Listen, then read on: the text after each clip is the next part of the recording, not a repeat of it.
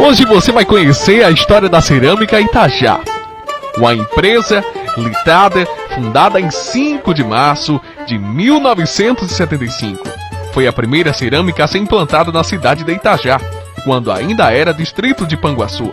Inaugurando o processo de fabricação extrudada, a empresa contava com um quadro de 85 colaboradores diretos e com uma produção mensal de 180 mil peças de telhas, da quais tinha o seguinte classificação: telha de primeira, telha de segunda e telha de terceira.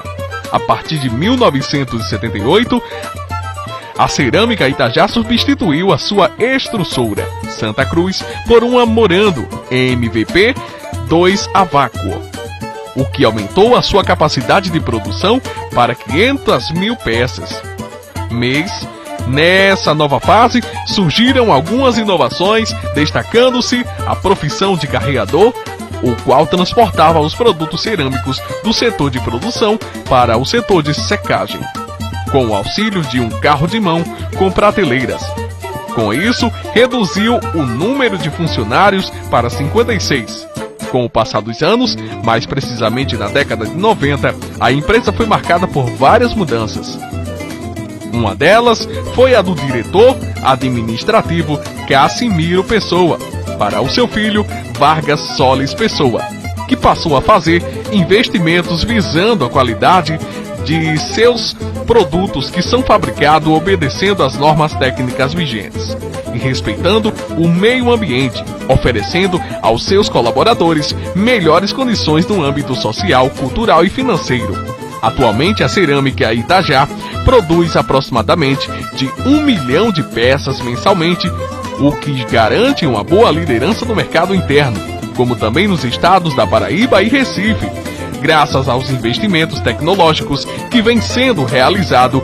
Dessa forma, a empresa visa contribuir com o desenvolvimento local e regional de forma sustentável, propiciando melhorias da qualidade de vida, introduzindo no mercado produtos cerâmicos e qualificados e diversificados. A missão expressa todo o sentimento de uma empresa a qual mostra sua importância dentro da sociedade, como também na área em que atua. Hoje iremos conhecer como é feito todo o processo de produção dos produtos cerâmicos da Cerâmica Itajá.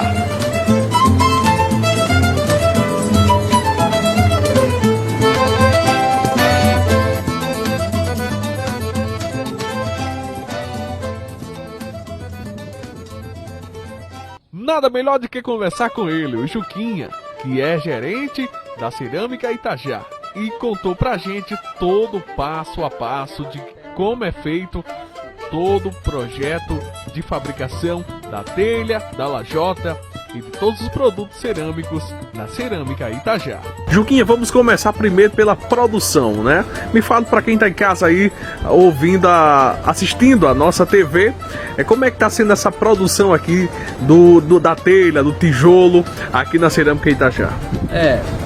Primeiramente, obrigado por ter vindo aqui e dar essa oportunidade para a gente repassar para aqueles que não conhecem um pouco do processo da Cerâmica Itajá, né? E o processo ele se dá primeiramente aqui, que a gente chama a parte inicial, é a parte onde a gente estamos, que é o barreiro, conhecido como barreiro, ou então é o estoque de argila. E tudo isso começa com a extração. Na extração da argila, quando vem aqui para a Cerâmica Itajá, nós fazemos um teste aqui mesmo de laboratório e na cerâmica, na própria empresa, e nós definimos o que é argila fraca e o que é argila forte. Em cima do que é fraco e do que é forte, nós fazemos uma separação de 2 montes. A argila forte fica em um monte e a argila fraca fica no outro monte. Por que tem que se fazer essa separação e por que é importante conhecer, no caso, o teor de plasticidade de argila de cada massa que está chegando? Porque quando nós formos fazer o traço, ou seja, a formação do barro ou barreiro, como é chamado, para produzir o produto, para alguns produtos ele muda, né? Produtos como a telha, ele tem uma formação de um traço diferente para um produto como lajota, como tijolo. Por quê? Porque a telha, por exemplo, é um produto que eu preciso ter essa massa um pouco mais forte, porque ela tem que ter um teor de absorção de água mais baixo. Já para o tijolo e a lajota já é o inverso, eu preciso ter ela um pouco mais fraca, porque o teor de absorção deve ser um pouco mais elevado, tem que estar de acordo com a norma, acima de 8%. Já em relação à telha, quanto mais baixo o teor de absorção for, melhor é para a gente ofertar esse produto no nosso mercado, né? Então tudo começa aqui, conhecendo a matéria, depois de conhecer, fazer o traço, e aí sim começa a se envolver os primeiros insumos para a produção do nosso produto. A gente utiliza aqui na nossa preparação de massa a pá mecânica, que é a enxadeira, né? Utilizamos ela, adicionamos aqui um pouco de água aqui fora na formação do nosso traço, e aí nós, após isso, damos um descanso que é muito importante, de no mínimo 24 horas, para que haja uma homogeneização dessa água que a gente adicionou, para depois a gente utilizar ela passando no processo de preparação de massa. Na nossa empresa, aqui nós temos a preparação de massa. Essa preparação de massa é um conjunto de máquinas que ela está ligada no seu layout, caixão alimentador, um destorroador. O destorroador tem a função de quebrar os torrões, depois um laminador com a função de laminar, de direcionar as partículas, e por último um misturador e mais um pouco a correção de água. Tudo isso feito, ele é colocado mais uma vez em descanso, que a gente chama aqui baias. Essas baias passam pelo período de 24 horas em descanso, novamente para que aconteça uma homogeneização, e terminado isso, a gente utiliza essa massa preparada para ser utilizada no processo de produção de acordo com o produto que a gente quer executar. Hoje também tem uma coisa que a gente está inovando, está chegando na empresa. Nós estamos em fase de teste, de preparação, que é a instalação de um moinho.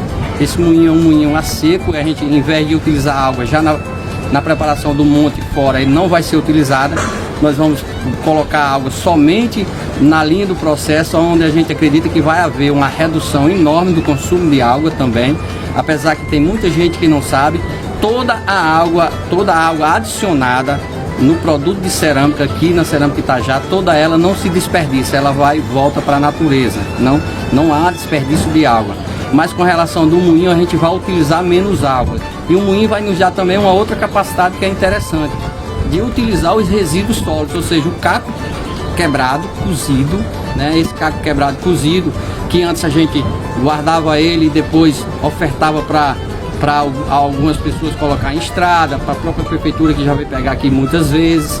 Esse caco no futuro ele não vai poder mais ser ofertado, porque a gente quer utilizar esse caco, moer ele e voltar a integrar novamente na argila e utilizar ele, incorporando ele na massa como desplastificante para produzir produtos que precisam ter um teor alto de absorção.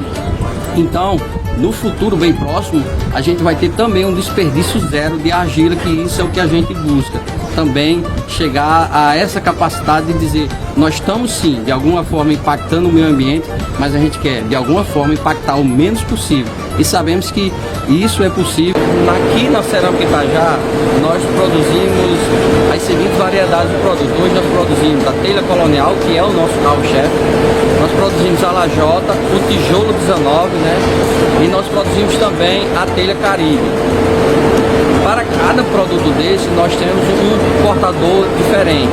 Para a telha colonial é um cortador, para a Caribe é outra, e para o tijolo e lajota também são outros, né? Especificamente outro cortador. O processo é bem simples, né?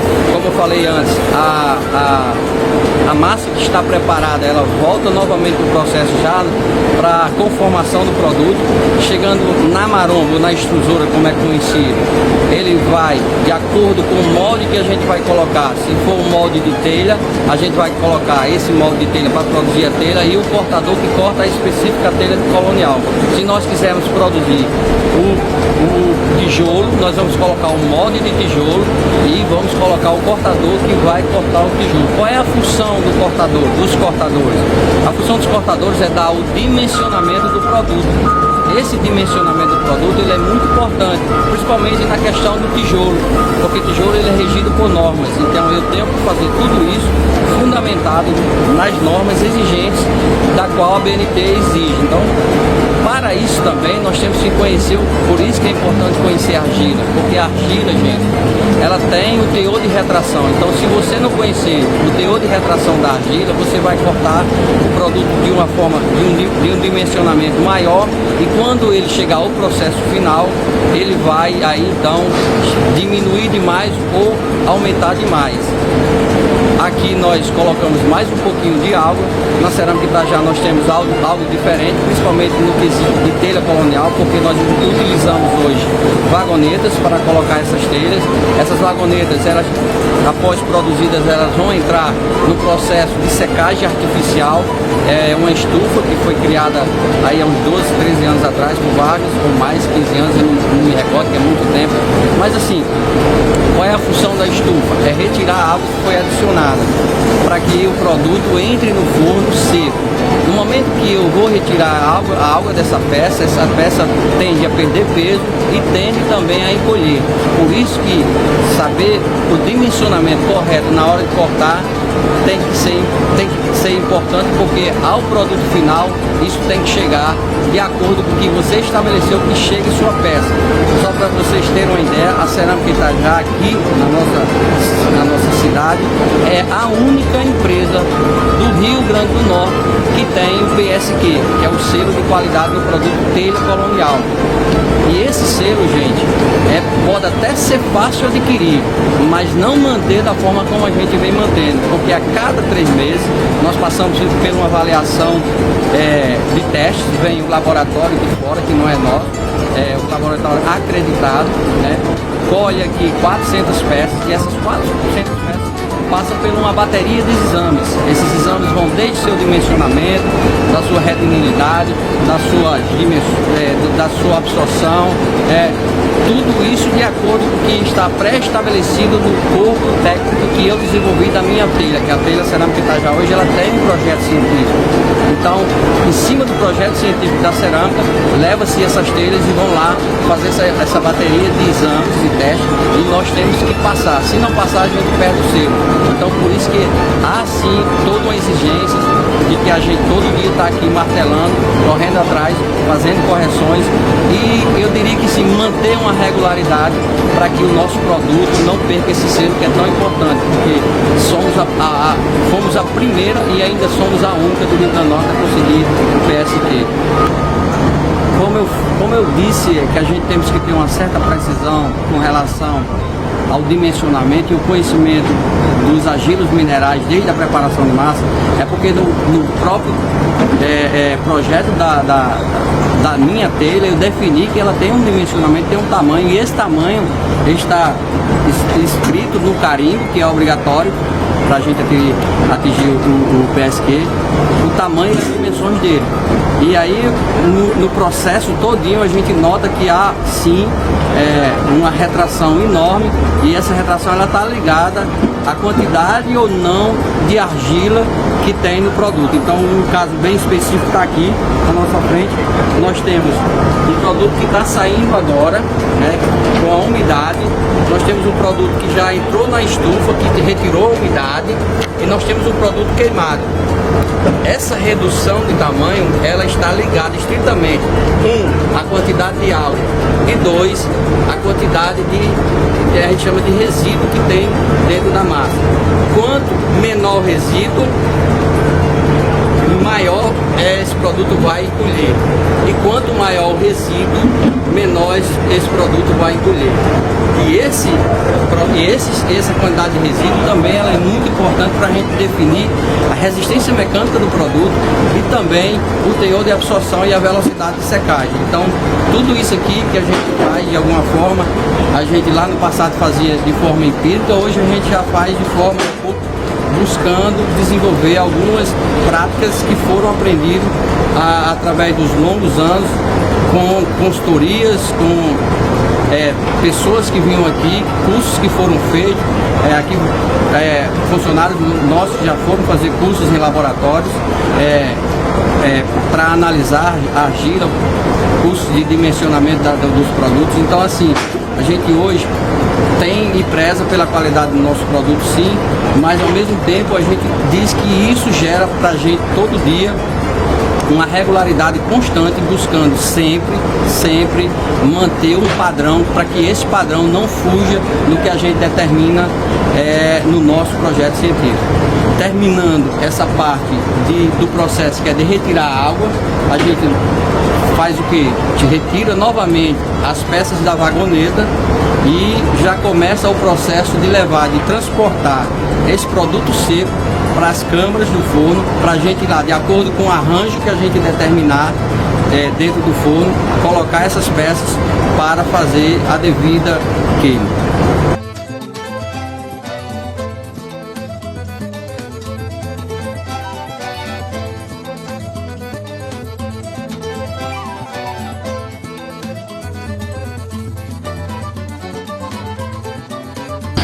Essa parte é a parte do forno, em que ele, ao terminar o processo de secagem e retirada da água da peça, nós tiramos as peças, no caso a telha das vagonetas, transportamos ela para as câmaras do forno. Então você nota claramente que desse lado aqui nós não estamos com o ciclo da seguinte forma: nós estamos enfornando, enchendo o forno e nós estamos secando o forno. Aqui o forno secando a gente, ele é bem interessante. Nós sempre, quando chega alguém para visitar, é uma briga, é uma correria um atrás do outro. Nós temos o fogo atrás, queimando, nós temos a frente do fogo, nós temos a turma que está enchendo, e à frente da turma que está enchendo está a turma que está secando. Isso tem que ser no sincronismo, não pode errar. Ninguém pode chegar perto um do outro. Nós temos que trabalhar no sincronismo aqui. Eu tenho que estar com o forno suficiente, ao mesmo tempo tenho que estar com o forno cheio suficiente para que meu forno possa queimar. Porque o forno que a gente hoje trabalha é o forno sedã. Esse forno são 14 câmaras conjugadas e ele é contínuo, ele não para, né? Uma vez acionada, você tem que todo dia estar alimentando ele e passando de câmara para câmara de acordo com a curva de queima que você pré-estabeleceu. Se for uma curva de queima de 20 horas, a cada 20 horas você passa uma câmara. Se for de 24, a cada 24 você passa uma câmara. Ou seja, ele não para. Então aqui você nota claramente que nós temos, nesse processo aqui, nós temos um rapaz que já está fechando a porta do forno, que já foi cheio, ele é o queimador. Nós temos à frente dele um que está enchendo, e bem aqui na frente nós vamos ter a turma que está secando. E o forno, ele vem já lá do outro lado, do lado de lá, arrodeando para chegar aqui e começar a fazer a queima todinha desse lado. Então é bem assim que a gente trabalha, é um ciclo, é onde todos nós buscamos fazer um sincronismo, e que esse sincronismo ele é feito de acordo com a velocidade de queima do forno. É ele que dita a minha velocidade também aqui para frente. Um outro ponto que tem que ser esclarecido, por exemplo, quando o material é queimado, o que a gente faz? Aí sim, de acordo com os nossos trabalhadores, colaboradores que estão retirando as peças dele do forno, no quesito telha, ele vai fazer uma separação de alotes de acordo com o que ele visualiza, o que é primeiro, o que é segunda. Mas aqui também na nossa empresa nós separamos eles de acordo com primeira e segunda, mas para o quesito de telha de primeira nós temos mais dois funcionários. Esses dois funcionários eles têm a incumbência de passar telha por telha e fazer uma seleção rigorosa e definir o que é primeira, o que é segunda, e daí também de extrair um material que nós chamamos de terceira, que é um produto não qualificado. E fazendo essa separação, esse produto está pronto para ele ser vendido. Uma outra coisa que é um ponto bem interessante, que se pergunta muito: por que a telha queima vermelho? Porque o barro é preto, marrom, e no final ela queima vermelho. Gente, existem telhas que queimam branco? Existe. E por que a nossa queima vermelho? É porque na nossa região, a nossa telha, a nossa argila, ela tem um componente chamado, não é um mineral, é um componente chamado óxido de ferro. Esse óxido de ferro, o teor que existe dentro da nossa argila, ele exposto a uma determinada temperatura e por um determinado tempo, ele puxa por uma pigmentação avermelhada. Então aqui na nossa região é conhecida como cerâmica vermelha, pelo motivo do qual existe óxido de ferro dentro da nossa argila. É um componente mineral que está dentro da nossa argila, que ao ser exposto por uma determinada temperatura, e aqui na nossa região eu posso definir acima de 900 graus, né? Acima de 900 graus por um determinado tempo, 12 horas, 15 horas, ele vai puxar por uma pigmentação avermelhada, por isso que nós chamamos de telha vermelha.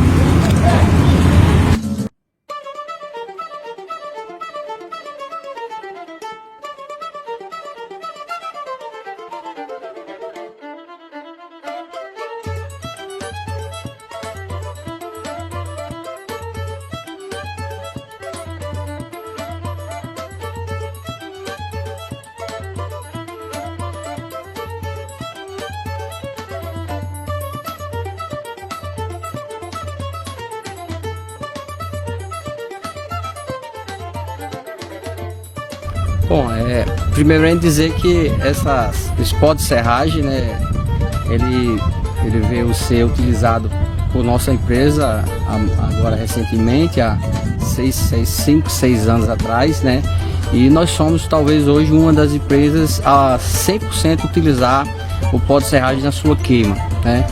A grande importância para a gente, primeiro ponto é o seguinte: o pó de serraria, nas serrarias são lixos, né, eles são rejeitos, né. Esses rejeitos eles têm que ter uma finalidade, você tem que definir para onde é que ele tem que ser jogado. Ele não pode ser jogado a céu limpo, ele não pode ser jogado na natureza, porque ele jogado a céu limpo na natureza ele produz também um gás, né, também um pouco nocivo, que a gente tem que ter cuidado. E com a introdução da queima da gente através das máquinas no pó de serragem, a gente quando introduziu, nós abrimos um mercado para transformar esse lixo ou esse pó de serragem em uma fonte de renda para os donos da serraria. Então hoje é bem interessante. O problema de uma pessoa que é dono de serraria que não pode jogar o pó de serragem, no caso, no lixo, a gente tem hoje uma janela aberta como destinação para receber, e além disso de transformar aquele lixo numa fonte de renda para ele. E essa fonte de renda para ele, que a gente está sendo uma solução para o problema dele, ao mesmo tempo está se tornando uma solução para o meu problema, que eu passo a não utilizar a lenha e passo a não fazer a desmata, no caso da nossa caatinga, que a gente sabe que é tão rala. Então é um processo de ajuda compartilhada. Nós pegamos o problema dele, transformamos na nossa solução, e nós pegamos o nosso problema e transformamos na solução deles. Aqui nós recebemos pó de várias regiões, né? E ele chega aqui, ele é colocado nesse galpão, porque ele precisa estar nesse galpão. Ele não pode receber sol, ele não pode receber na realidade vento. Se pegar vento ele vai embora, né? Tem a questão da chuva, também não pode receber chuva. A umidade ela influencia muito no consumo do nosso forno. Então chegando aqui, o que a gente faz? Nós desensacamos, às vezes vem a granel, às vezes vem em saco, nós desensacamos, fazemos uma homogeneização, porque são vários tipos de resíduos, esses resíduos cada um tem um poder calorífico diferente, e fazendo essa homogeneização, ou seja, essa mistura, o que acontece? Nós trabalhamos com as máquinas com um poder de equilíbrio bem maior no momento que eles estão executando. Bom, a gente vai aqui finalizando o nosso programa, agradecendo aí ao Juquinha pela belíssima explicação, falando sobre como é o trabalho da cerâmica. Juquinha, muito obrigado a você por ter participado desse quadro bacana aqui, por ter aceitado esse convite aqui na nossa TV. Obrigado a você também, dizer que é um prazer estar na sua TV, dizer que é algo que nos satisfaz muito, e também é o fato de levar um pouco das informações do segmento cerâmico, do processo cerâmico, para aqueles que ainda não conhecem, né?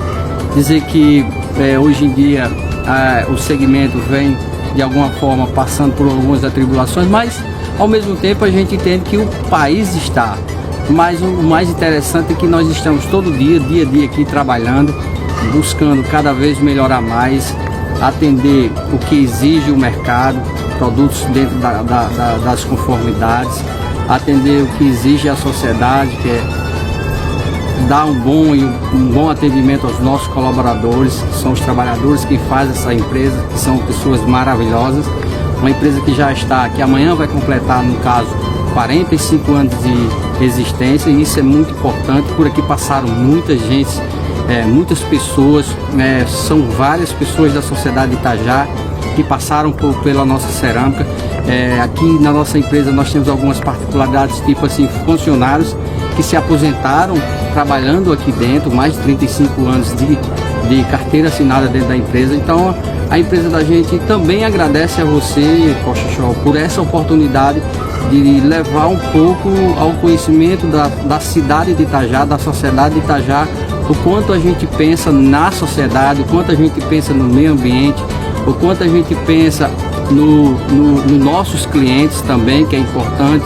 Mas acima de tudo, o nosso objetivo é cada dia melhorar, cada dia fazer mais, porque a gente acredita que isso é um ramo que não pode parar, ele tem que seguir. Se por aqui passou meu pai, por que não passar meus filhos, por que não passar os netos, por que não passar muito mais gente e levar, eu diria que um trabalho digno para todos que aqui vêm trabalhar, que vêm também fazer parte dessa família. Dizer a todos, a itajaenses, que por essa empresa já passaram assim, foi uma empresa bem ímpar na questão de evolução do município de Itajá. Nós tivemos uma fase lá no passado que nós trouxemos, gente de fora para o nosso município, que hoje ainda reside aqui, constituíram família. Então nós também fazemos temos um pouquinho de parcela na evolução e na construção desse município, e isso só nos fortalece e deixa a cada dia a gente fica mais feliz em saber que a cada ano nós estamos vencendo as etapas, que essas etapas elas são vencidas dia a dia, porque todo dia nós buscamos vencer as etapas que aqui nós estamos sendo colocadas em prática, que estamos buscando vencer. Mas acima de tudo, dizer a você, Poxa, e agradecer, que a gente fica feliz por, numa data tão importante como essa, você ter nos procurado para levar essas informações para a população de Itajá. Muito obrigado e valeu.